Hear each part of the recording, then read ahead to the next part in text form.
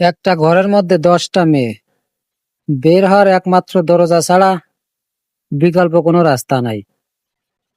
এখন দরজার সামনে দাঁড়িয়ে আছে আজরাইল। আর আমরা সবাই জানি আজরাইলের সামনে যে একবার পড়ে তার বাঁচার আর কোনো লক্ষণ নাই। এখন যদি মহিলাদেরকে বলা হয় যে বের হও, কেউ কি বের হবে? কখনোই বের হবে না, কারণ দরজার সামনে দাঁড়িয়ে আছে আজরাইল। হাদিসে ঠিক এভাবেই বলতিছে, দেবর মৃত্যু সমতুল্য, আজরাইল সমতুল্য।